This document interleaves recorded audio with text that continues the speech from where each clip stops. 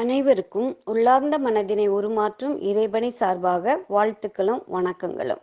இன்றைய மருத்துவ நேர பகுதியில் நாம் காண இருக்கிற நோய் தோல் நோய்கள். தோல் நோயினா என்ன, அது எதனால் வருது, அதனோட குறிகுணங்கள் எப்படி இருக்கும், அது எந்த மாதிரி உணவுகள் நம்ம எடுத்துக்கிடலாம், எந்த உணவுகள் சாப்பிடக்கூடாது, சித்த மருத்துவத்தில் தோல் நோய்களுக்கு சொல்லப்பட்ட மூலிகைகள் முக்கியமானது என்னென்ன, அதை எதெல்லாம் நம்ம பயன்படுத்தலாம் எளிய முறையில் அப்படிங்கிறத தான் இந்த வீடியோவில் நம்ம பார்க்க போகிறோம். இப்போ தோல் நோய்கள் என்றால் என்ன? தோல் நோய்னா என்ன அப்படின்னா, தோல் உடலில் மிகப்பெரிய ஒரு உறுப்பு. தோல் நோய் அப்படிங்கிறது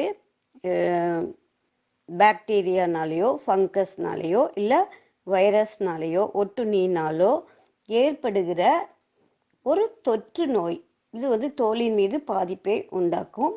சிலருக்கு அது வடுக்களாக இருக்கும், சிலருக்கு வலி இருக்கும், சிலருக்கு அரிப்பு இருக்கும். ஒவ்வொருத்தருக்கும் ஒவ்வொரு மாதிரி இருக்கும். இது தவிர சிலருக்கு கொப்பளமாக இருக்கும், சிலருக்கு படைகள் மாதிரி இருக்கும், சிலருக்கு புண்ணாக இருக்கும், சிலருக்கு ஹைப்பர் பிக்மெண்டேஷன் கருப்பாக தடிப்பாக இருக்கும். ஒவ்வொருத்தருக்கும் ஒவ்வொரு விதமான சிம்டம்ஸ் அதில் காணப்படும். அது ஏன் வருது அப்படின்னா, மெயினாக அலர்ஜினால் வரும்.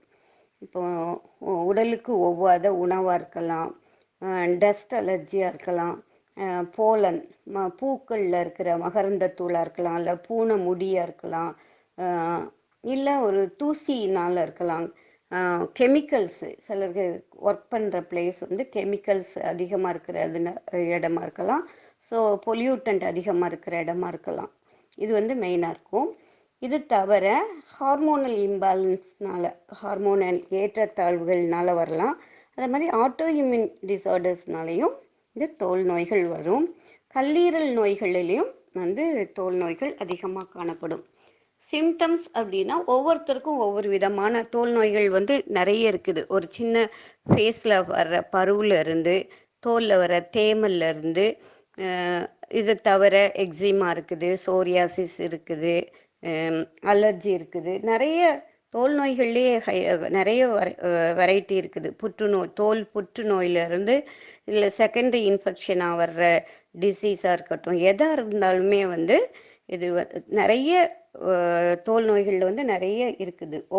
ஒவ்வொரு நோய்க்கும் ஒவ்வொரு தோல் நோய் வியாதியும் ஒவ்வொரு சிம்டம்ஸில் இருக்கும்.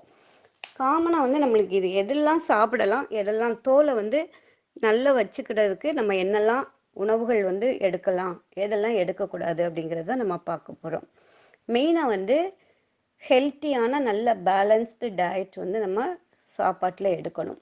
நல்ல நியூட்ரியண்டான டயட் எடுக்கணும். விட்டமின்ஸு, மினரல்ஸு, ஃபேட்டி ஆசிட்ஸு அதிகமாக இருக்கிற உணவு வகைகள் நம்ம எடுக்கணும். Vitamin A, vitamin D, B12, vitamin C, E, niacin, beta carotene இருக்கிற உணவுகள் அதிகமாக சாப்பிடணும்.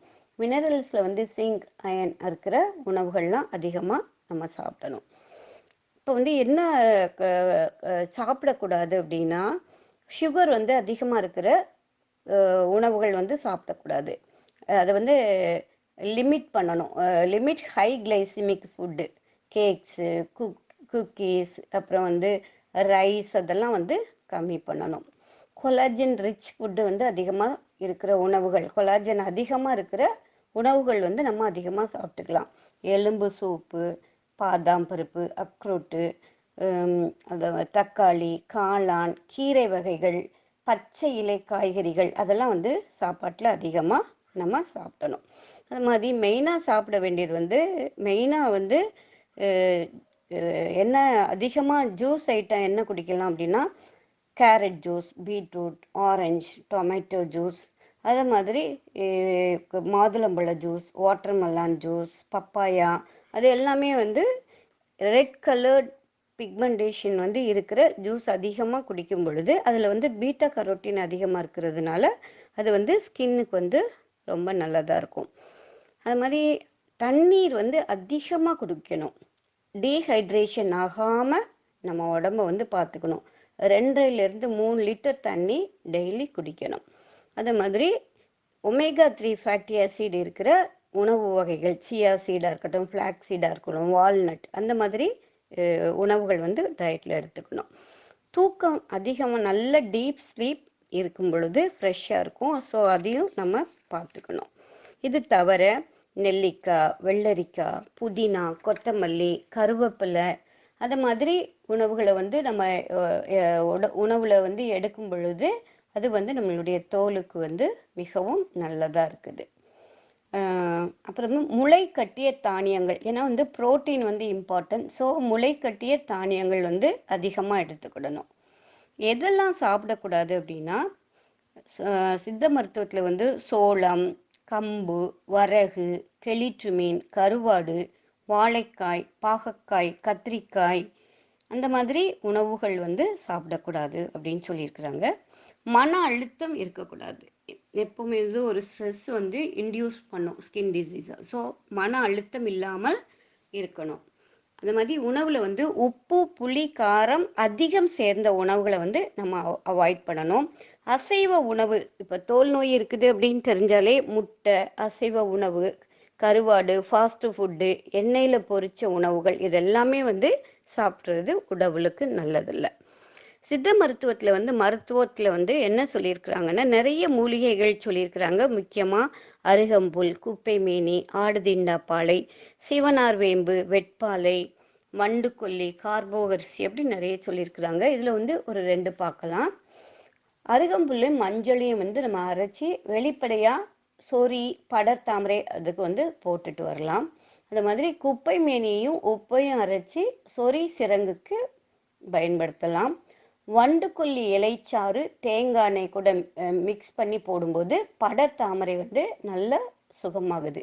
அது மாதிரி வெட்பாலை இலையை வந்து தேங்காய் எண்ணெயில் சூரியப்புடம் வச்சு எடுக்கும்போது தேங்காய் எண்ணெயோட கலந்து சூரியப்புடம் வச்சு நம்ம எடுத்து சோரியாசிஸ்க்கு வந்து இது ஒரு நல்ல மருந்தாக பயன்படுத்தப்படுகிறது. சிவனார் வேம்பு இலையையும் பூவையும் குடிநீரிட்டு குடிக்கலாம். அது மாதிரி அருகம்புல் ஒரு கைப்பிடி அளவு, வெற்றிலை ஒரு 1, 2 எடுத்துட்டு நல்ல மிளகோடு சேர்ந்து அதை குடிநீரிட்டு குடிக்கும் பொழுது நமக்கு வந்து ரத்தம் சுத்தி ஆகுது, உடலுக்கு வந்து நல்ல ஆரோக்கியம் கிடைக்கிறது. இதேபோல் நல்ல மருத்துவ குறிப்புகளை கேட்டு பயனடையுங்கள். நன்றி. ஒரு நிமிடம் ஜெபிப்போம். அன்பின் பரலோக பிதாவே, அருமையான இந்த நேரத்தில் தோல் நோயினால் பாதிக்கப்பட்டு மனவேதனையோடு இருக்கின்ற ஒவ்வொரு மக்களையும் உமது பாதத்தில் சமர்ப்பிக்கின்றோம். உம்முடைய காயம்பட்ட கரத்தால் அவர்களை தொட்டு சுகப்படுத்தி பலப்படுத்துங்க. துதிகன மகிமை எல்லாம் ஒருவருக்கே செலுத்துகிறோம். மீட்பர் இயேசுவின் நாமத்தில் ஜெபிக்கிறோம் பிதாவே, ஆமீன்.